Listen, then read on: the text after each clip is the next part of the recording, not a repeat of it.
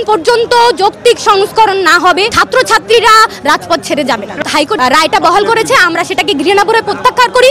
সকল গ্রেডে অযৌক্তিক বৈষম্যমূলক কোটা বাতিল করে সর্বোচ্চ পর্যায়ে 5% কোটা রাখতে হবে। আমাদের এই আন্দোলনটা কখনোই সরকার বিরোধী না, শেখ হাসিনা বিরোধী, আওয়ামী লীগ বিরোধী না। আমরা মেধা দিয়েই চাকরি পেতে চাই, অন্যের কোনো সাহায্য নিয়ে চাকরি পেতে চাই না। আমরা কিন্তু কোটার সংস্কার দাবি করেছি। এর আগেও 18 সালের আন্দোলনের পরে কিন্তু তারা যখন পরিপত্রটা জারি করে, তারপরেও কিন্তু আমরা দেখলাম ওটা কোনো স্থায়ী সমাধান কিন্তু তখন হয়নি, যার কারণে ছাত্র সমাজকে আজকে আবার রাস্তায় নামতে হয়েছে।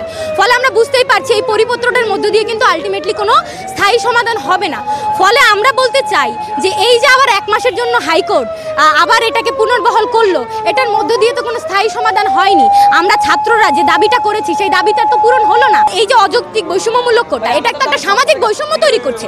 এই সামাজিক বৈষম্যটা এই নির্বাহী বিভাগের মধ্য দিয়ে একটি আইন পাশ করে, সংসদে আইন পাশ করার মধ্য দিয়ে কোটার যৌক্তিক সংস্কারের মধ্য দিয়ে আমাদেরকে আমাদের এই দাবি আদায়ের লক্ষ্যে আমরা এগিয়ে যাব। এবং আজকে আমরা হাইকোর্ট যেটা করেছে, হাইকোর্ট যে দাবি রায়টা বহাল করেছে, আমরা সেটাকে ঘৃণাভরে প্রত্যাখ্যান করি।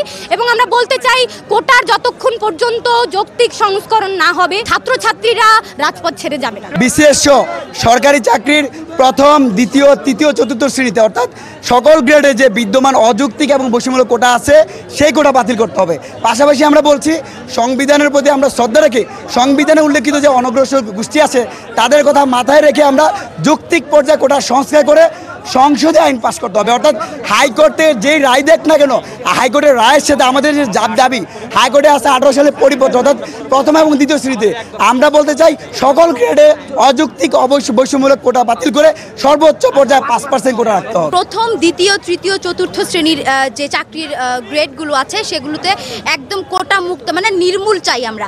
আর যে অনগ্রসর জাতি, ক্ষুদ্র নিগোষ্ঠী এবং প্রতিবন্ধী কোটা, তাদের ক্ষেত্রে সেই কোটাটার পার্সেন্টেজ কমিয়ে এনে 5% কোটায় আমরা চাচ্ছি এবং তাদেরকে বঞ্চিত করতে আমরা চাই না। আমাদের দাবি, আমাদের যে অযৌক্তিক এবং বৈষম্যমূলক দাবি আছে সেটা থেকে আমাদের ছাত্র সমাজ যাতে রক্ষা পায়। আমাদের এই আন্দোলনটা কখনোই সরকার বিরোধী না, শেখ হাসিনা বিরোধী, আওয়ামী লীগ বিরোধী না। আমি শুধু এইটুকুই চাই, কোটা বাতিল না, কোটা সংস্কার হোক, মুক্তিযোদ্ধা কোটা থাকুক, কিন্তু তার পার্সেন্টেজটা কমে আসুক এবং সুস্থ স্বাভাবিক মানুষের জন্য যেন কোনো কোটা না থাকে। আমরা মেধা দিয়েই চাকরি পেতে চাই, অন্যের কোনো সাহায্য নিয়ে চাকরি পেতে চাই না। যে অন্যের আমরা কোটা দিয়ে যে চাকরি পাইছি এটা আমরা শুনতে চাই না।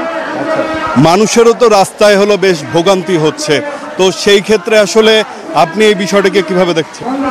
এটা আমাদের একটা দাবি আছে, অবশ্যই এটা আমরা ফিউচারে সবার জন্য দেশের জন্য কাজ করতেছি। অবশ্যই একদিনের ভোগান্তি হবেই, কোনো ভালো কাজের জন্য অবশ্য একটু খারাপ সময় পোহাতে হয়।